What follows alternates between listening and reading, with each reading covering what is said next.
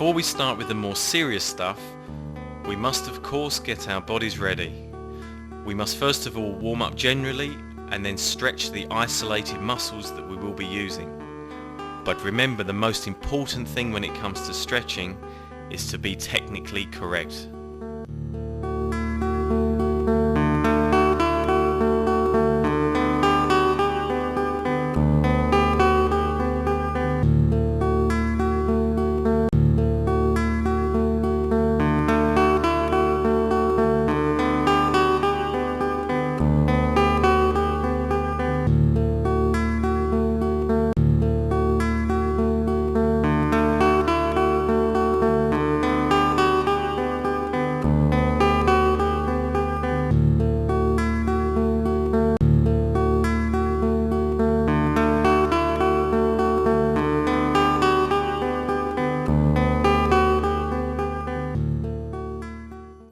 One of the most important tasks in the initial general conditioning phase is the development of the aerobic system, which provides the perfect circulation for the muscles of the body. This forms the basis of the regeneration process.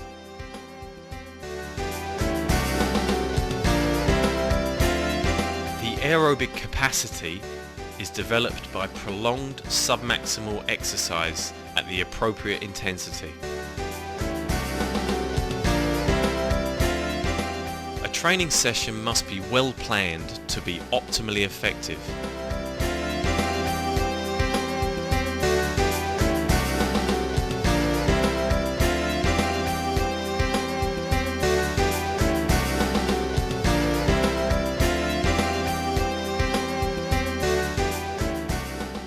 The suggested varied program is prepared in such a way that the individual activities will follow each other in a systematic way. It will be appropriate to do a session of activity for up to 1.5 to 2 hours.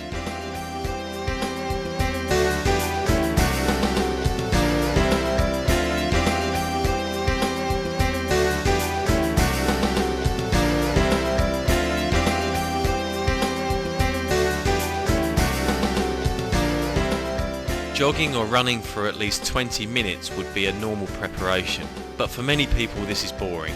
So I try to break the running stereotype by including a string of simple exercises which are important for development of coordination and have a positive effect on compensating for the monotonous mechanical running action.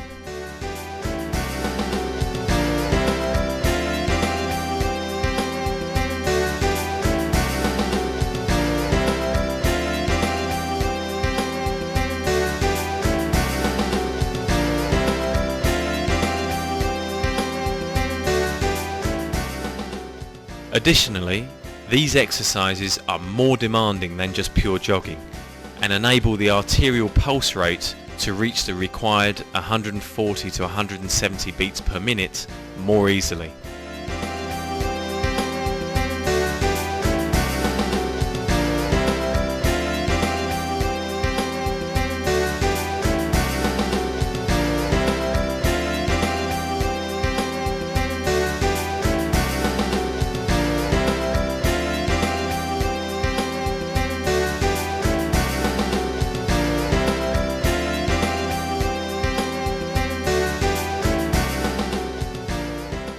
But be careful. Remember that observing the arterial pulse rate is only for guidance. The subjective feeling of the athlete and his own personal feedback is probably a more important factor when it comes to planning the session.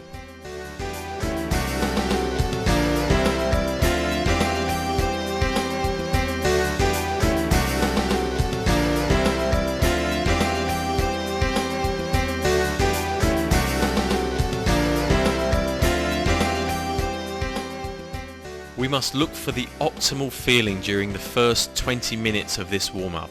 Too high an intensity will ultimately punish us to the level where we can't continue with an effective training session. On the other hand, we don't want to be overcautious and not get a thorough workout during that first 20 minutes.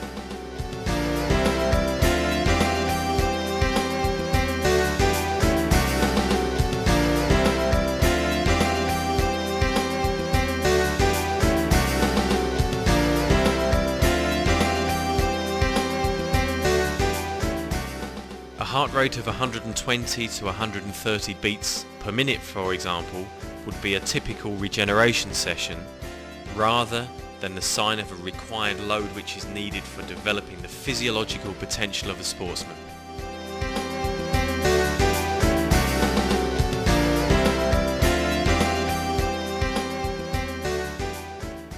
Before we began the introductory aerobic exercises, it was enough only to stretch the basic muscles. The more difficult tasks, however, in the further exercises, a more thorough preparation is required. Many sports people have spasticity, and it is therefore the cause of many problems. Yoga teaches us that rotation is the basis for a healthy body, so we shall try to focus on it.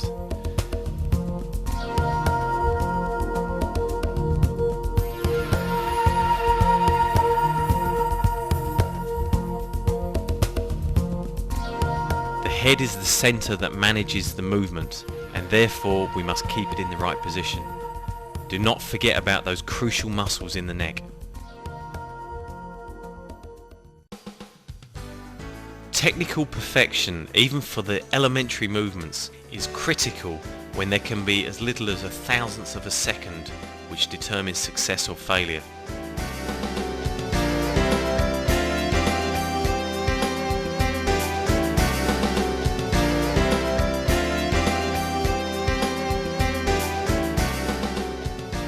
Low intensity exercise is recommended for this stage of training, which gives us a chance to establish perfect control of our bodies.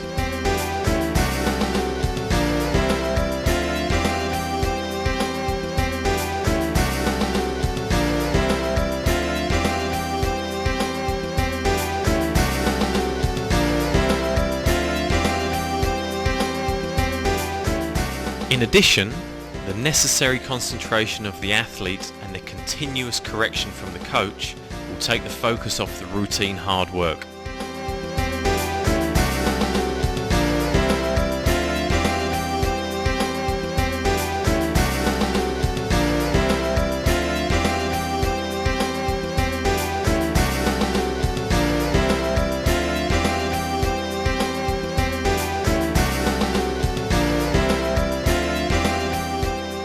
By using this repetitive style, we can hammer in the correct movements and therefore make them second nature.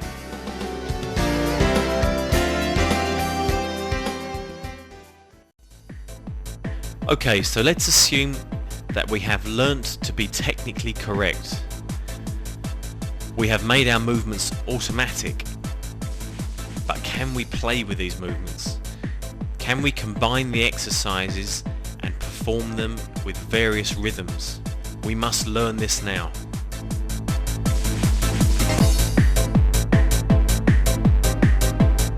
Since our first few childhood steps, we must try to avoid any kind of stereotype which changes our training into repetitious slave work.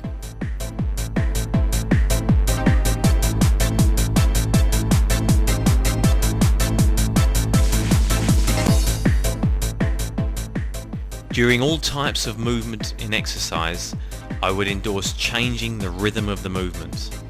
I would also encourage you to change the range of the movement in the exercises and also to combine them in new and fresh ways.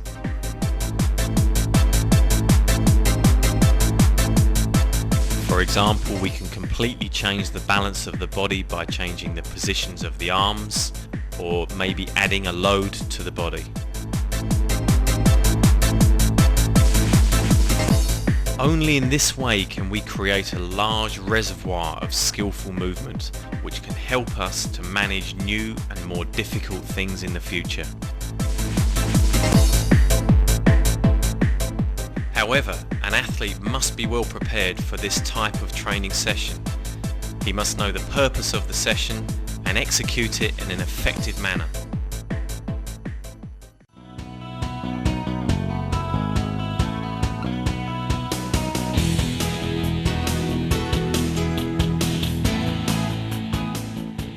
In a previous section, we taught our bodies how to follow instruction to achieve technical excellence.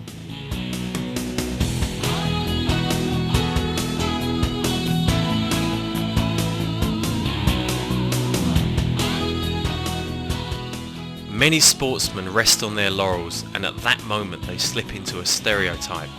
This is dangerous.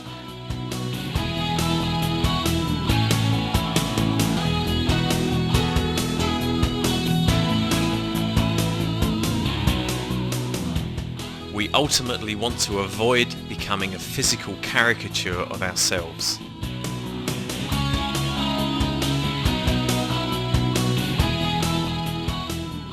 Now we can focus on increasing the physical potential.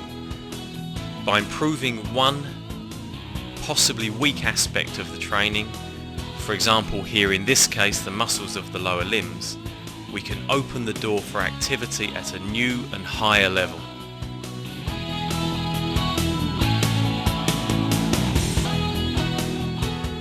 When we continue like this, the spiral of physical improvement can continue in a positive direction.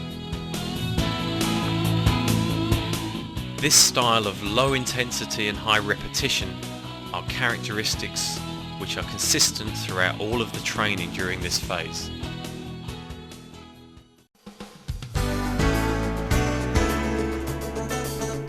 Even the development of dynamic power must be based on a broad foundation consisting of many repetitions in a form of low intensity circuit style training.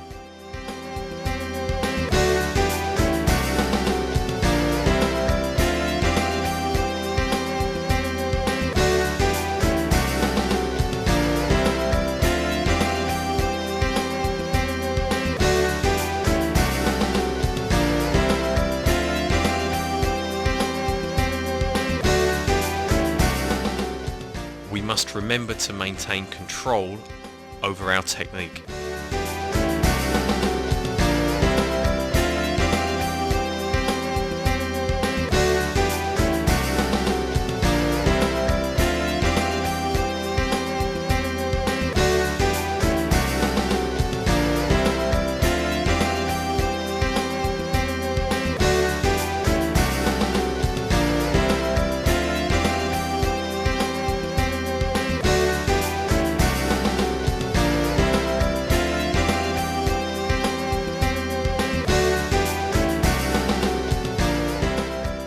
By doing this with a low intensity, we will ensure that we perform a technically correct movement.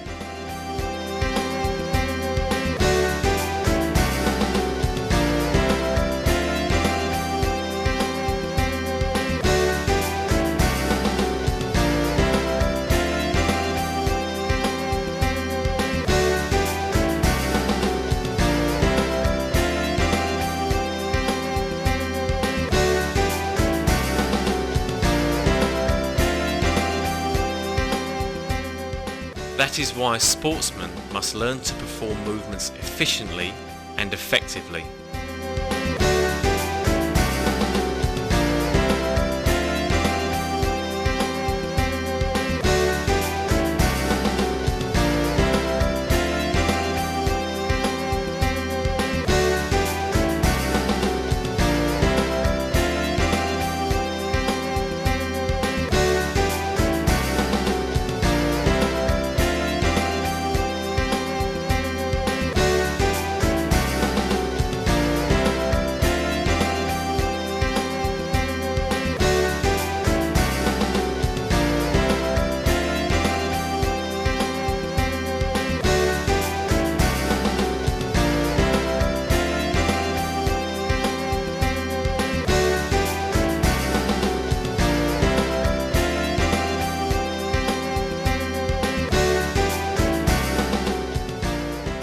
We must always vary the exercises, either changing the terrain, the equipment, the various rhythms, the range of movement, and the combination of exercises.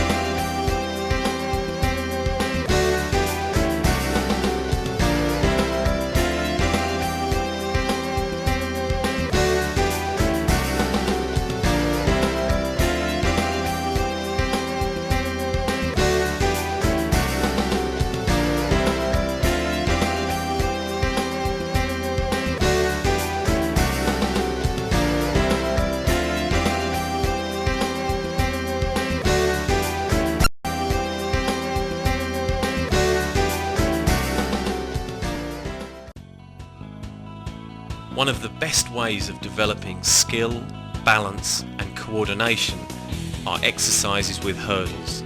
These following 4 basic exercises assist us in strengthening the ankles, our general mobility and our overall stability of the pelvic area. They will also help our coordination, balance and a strengthening of the lumbar area.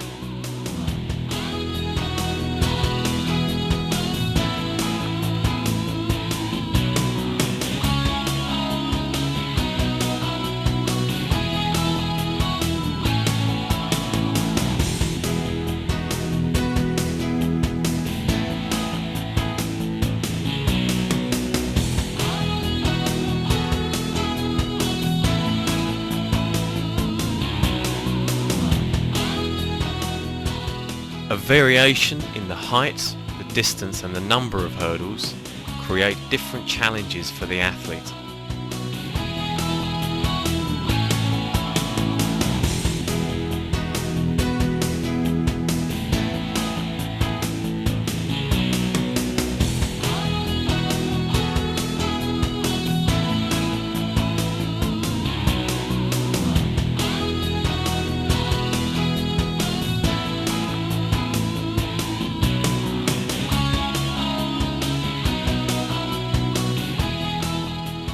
By introducing these changes and systematically increasing the difficulty, we will progress step by step to a higher level.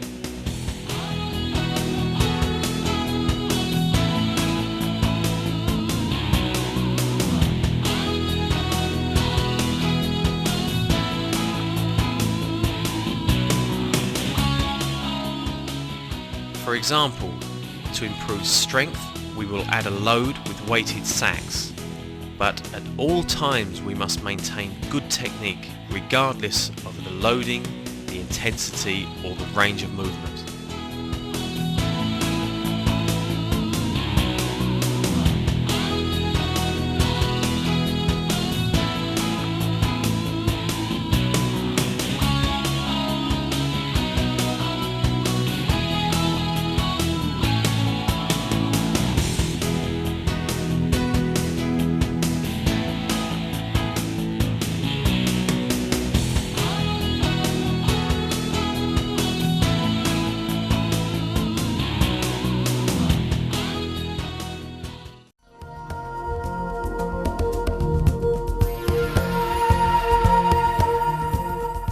Traditional work with the barbell and multi-gym equipment provide a very efficient way to train with fixed grip on a single path of movement and a stable resistance, but can be too one-dimensional.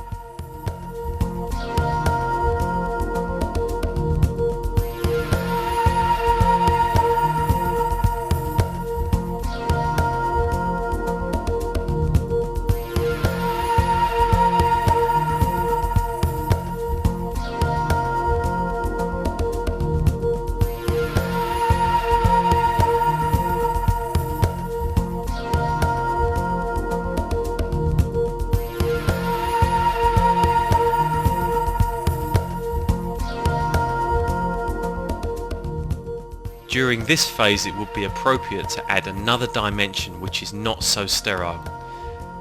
This method will stimulate complex multi-joint movement which will improve power and a stable core.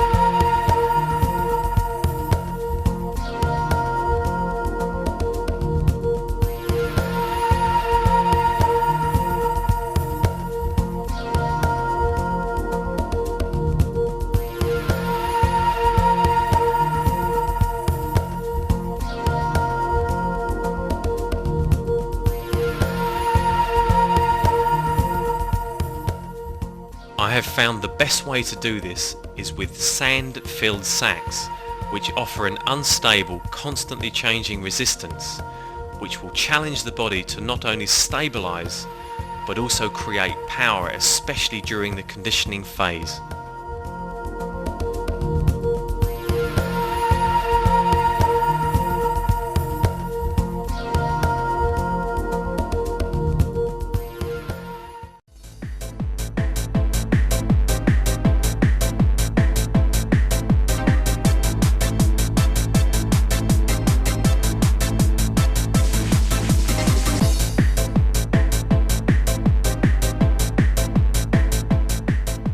All athletes train to improve at their own discipline, and of course they are keen to see how their work is paying off.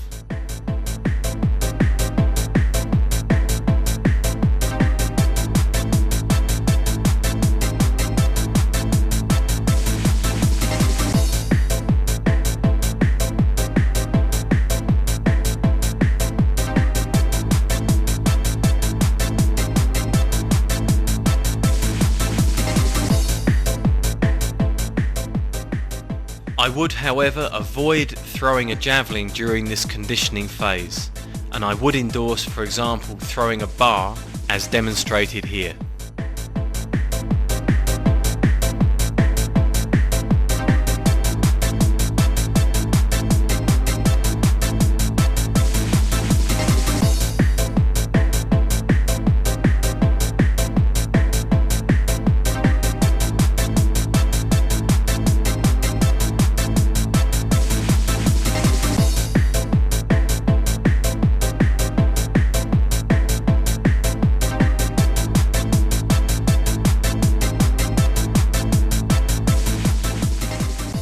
A mirror is often useful for instant feedback in many training situations. Throwing with sand-filled sacks have the basic features of all the throws. For example, the legs extend to transfer energy up into the hips.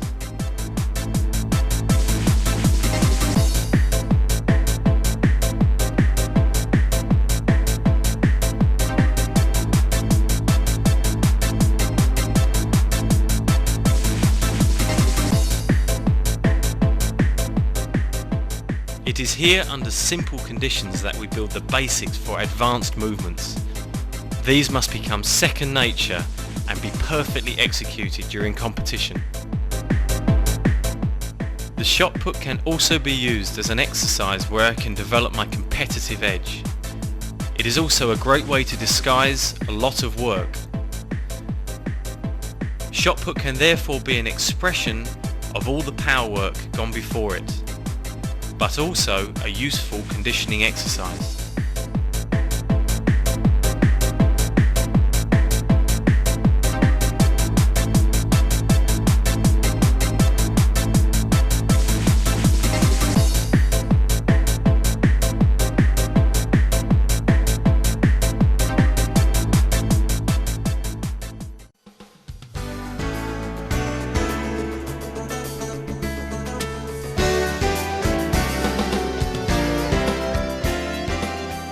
But during this training phase, I must avoid being so specialised.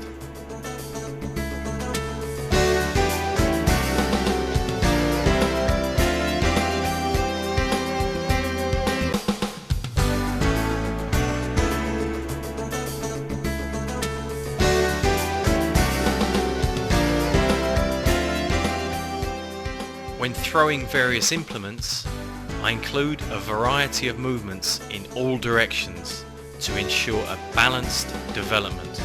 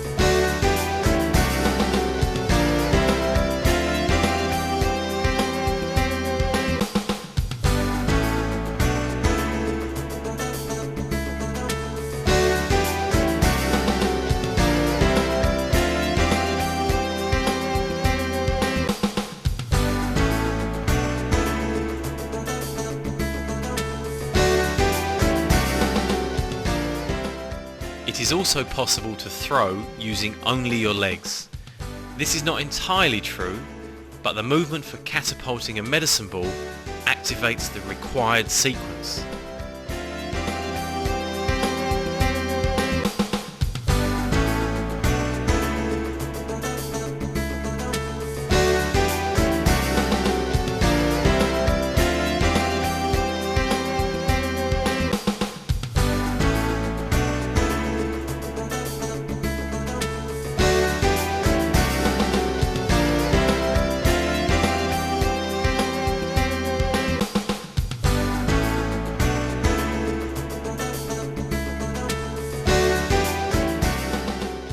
But even here, I immediately redress the balance by putting in some compensation exercises.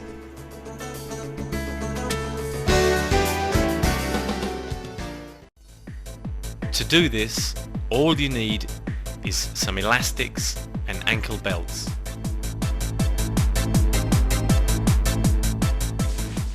This part will illustrate for you that it is possible to train very well even when conditions are not ideal. For example, when injured or when time does not allow a visit to the gym. You can even do a good workout within the confines of your own home.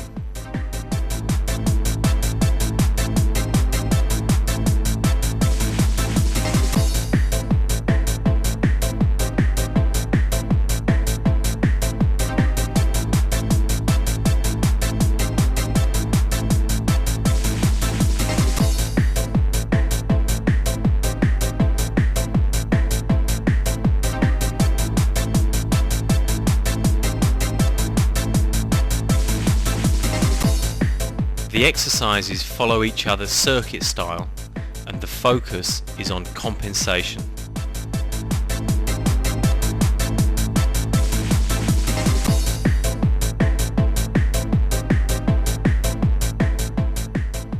By changing the position of the body, we are able to access most of the major muscles of the legs.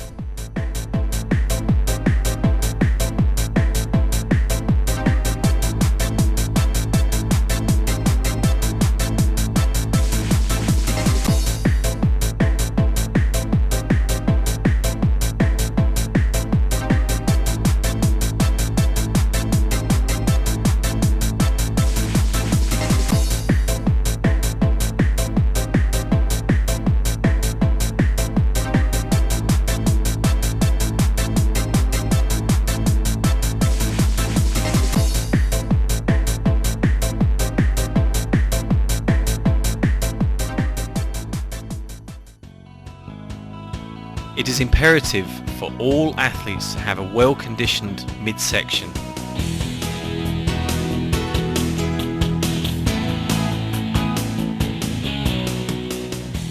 The muscles of the abdominals, the hips and the lower back are responsible for joining the powerful muscles of the upper body to the lower body. Without good strength in the trunk, the spine is a vulnerable structure.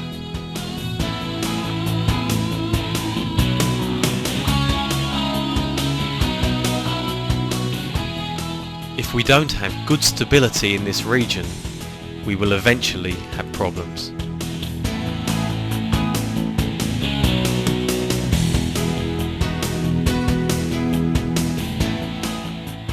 To achieve this balance, we must implement an effective routine, which will involve a variation of exercises.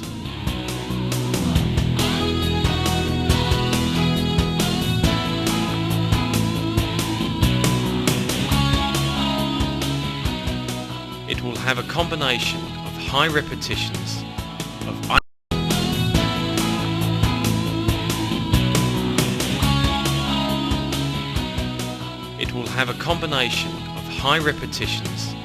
of isometric and dynamic movements done with and without resistance.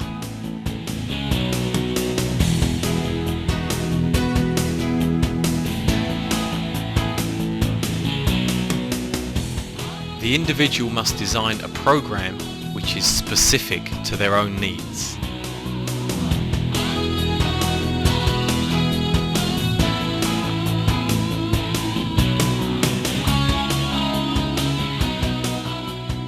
When we think of a thrower, we might think of an athlete who spends a lot of time in the gym. When we think of the gym, it implies weightlifting. However, this must not be true during the general conditioning training. During this phase, I am only preempting what I will be doing in the next phase of training. Therefore, I will only use the deadlift to preempt the muscles that I will be using for the more dynamic lifts later in the training cycle.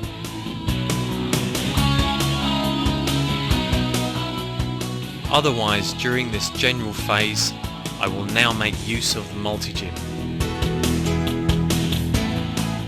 I will do this style of circuit training at a low intensity with high repetitions, including as many muscle groups as possible.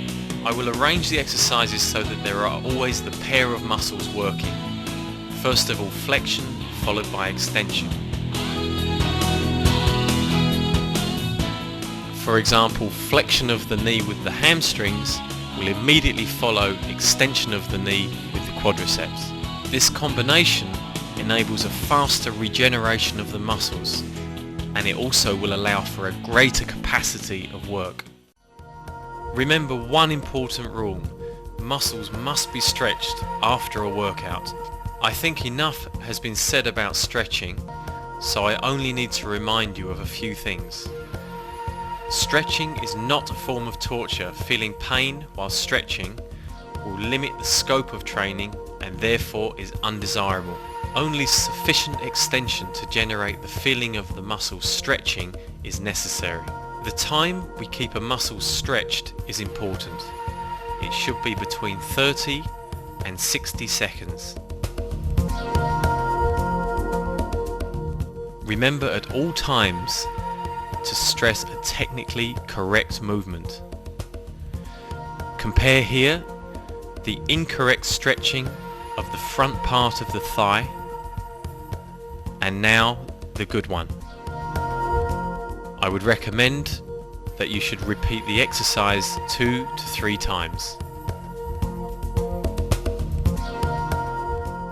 When athletes have done their strength training, they generally understand the importance of stretching and relaxing the muscles. They may, however, overlook the regeneration of the central nervous system and the mobilization of the spine.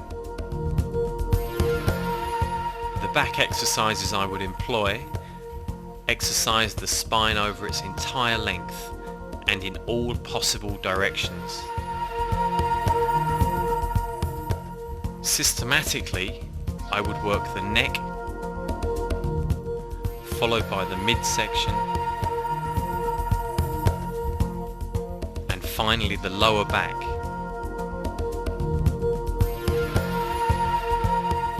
In 3 very different directions.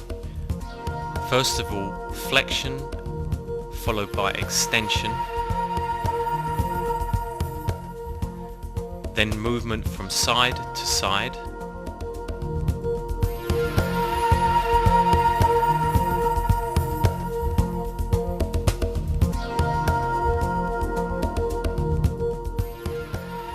followed by finally rotation.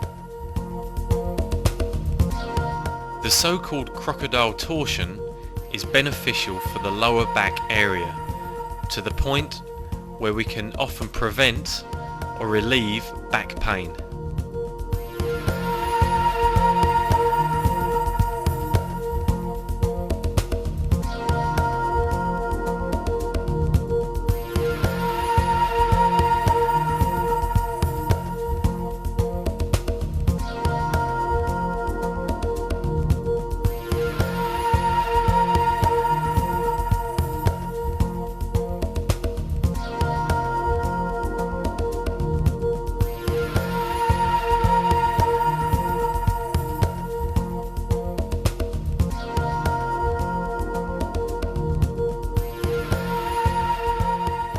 For me, yoga exercises form the basis of good movement.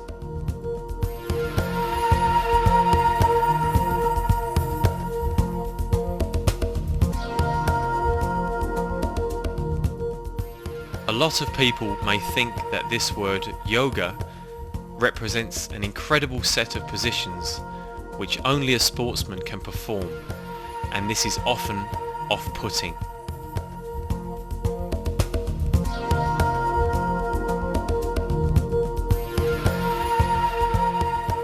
However, there are yoga exercises that everybody can use. They will perfectly stretch the whole body and strengthen the muscles which are often neglected.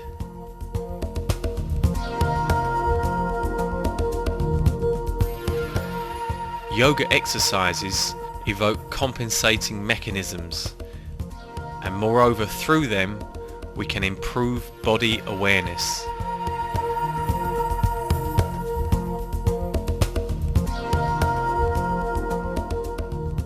By the nature of how we perform these exercises in a slow and controlled manner, we can focus on which muscles are working and which are relaxed.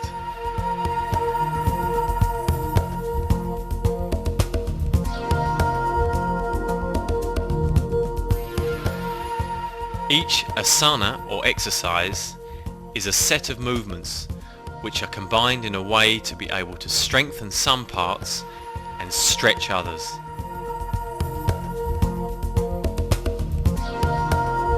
Doing these movements correctly is a therapy for your mind as well as your body.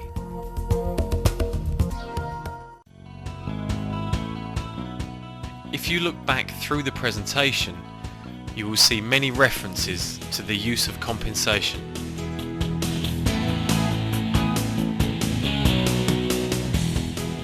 I firmly believe it is one of the most important tasks of the general conditioning training program.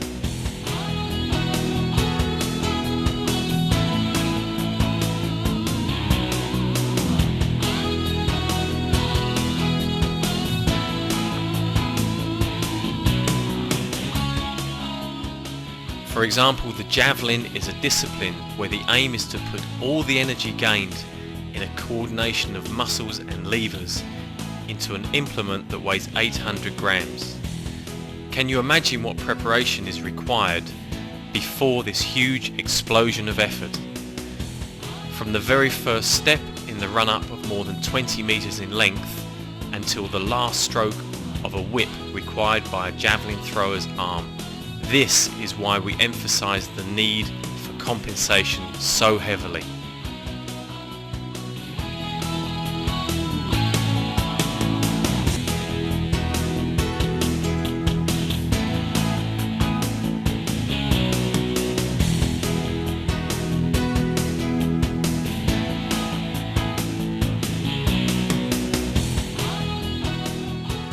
There are many ways to do this.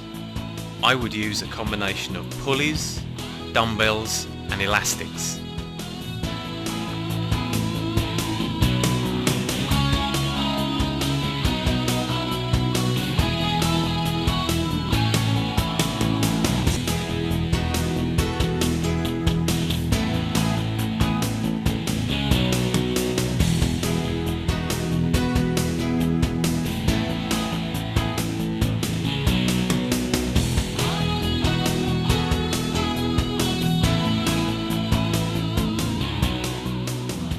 This part of the training session should contain a combination of isometric or fixing strength, a classic full range of movement, along with a calinetic or a short change in direction.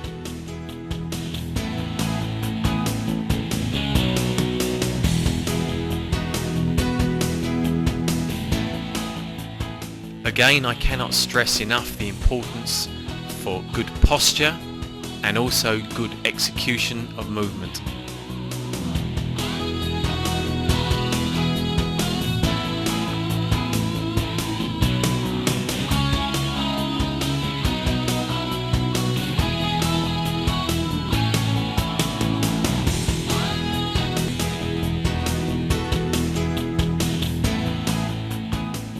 This early phase of training is the time where we should do a very large volume of this type of work.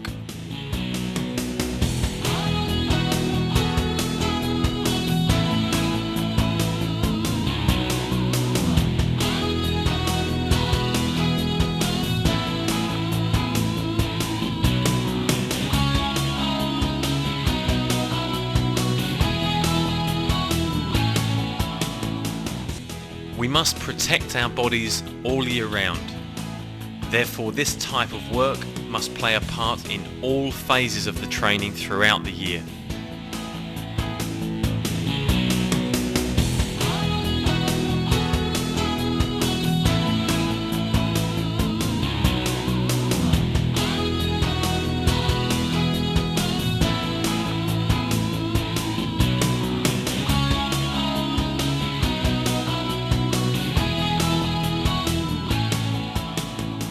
It is easier to prevent injuries than it is to cure them, and this applies to everyone, not just sports people.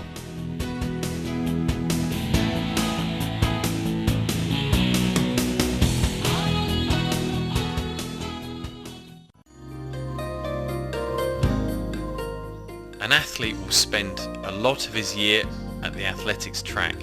It would of course be beneficial to swap that athletics track for a different environment from time to time.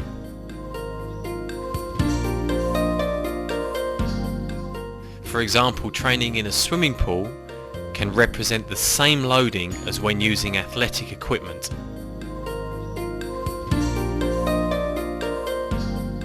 The athlete is in a fixed position so as to isolate the required movement. Here there is an opportunity to perform different types of running exercises and isolated movements. Some swimming exercises with paddles on the hands and flippers on the legs.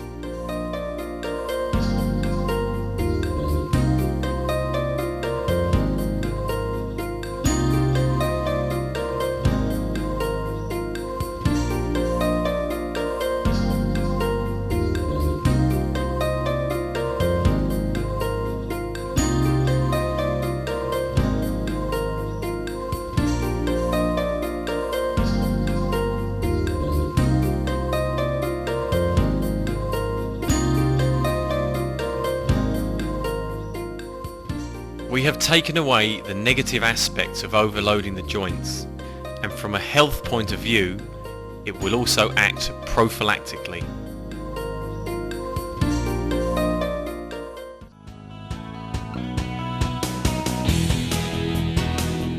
Rollerblading can also offer a different dimension, challenging the stabilizers and giving potentially a cardiovascular workout, or maybe even strengthening when some resistance or load is added.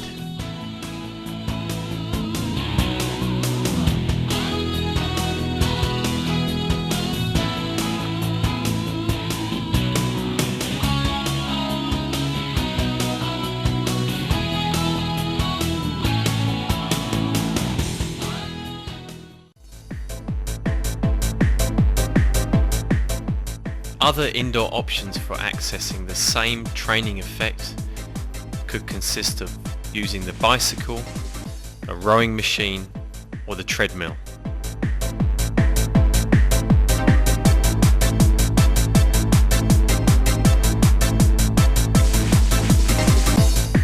However, the best training opportunities can be derived directly from nature. For example, hiking at a pace adequate for top sportsmen is not only a demanding functional activity, but thanks to the terrain, it also offers compensation and coordination exercise.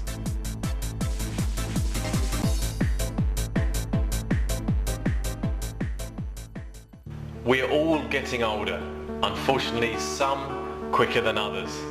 But we can all prepare for our old age by doing something about it while we're still young. Train hard, but most of all, enjoy it.